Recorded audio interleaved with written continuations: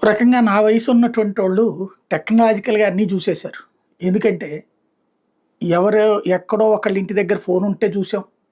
అలాగే ఈ స్పెషల్‌గా వాతావరణానికి సంబంధించి ప్రాబ్లమ్స్ ఇట్లాంటప్పుడు ఈ రేడియో, స్పెషల్ రేడియోలు చూసాం.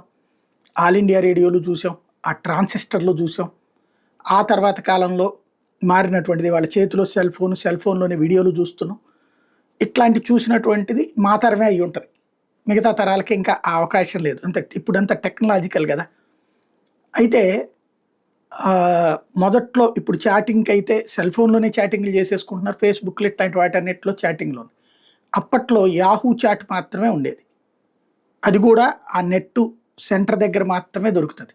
అసలు అది గూడా లేనటువంటి రోజులు మొదటైతే గనక.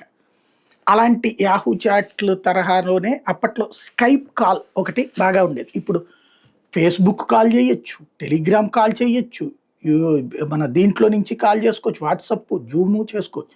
అప్పట్లో స్కైప్ కాల్స్ ఒకటే ఇదనమాట. ఇంటర్నేషనల్ కాల్స్ మాట్లాడుకోవడానికి కూడా స్కైపే ఉండేది. ఆ మైక్రోసాఫ్ట్ వాడు కనిపెట్టినటువంటి ఆ స్కైప్ ఇప్పుడు క్లోజ్ అయిపోయింది.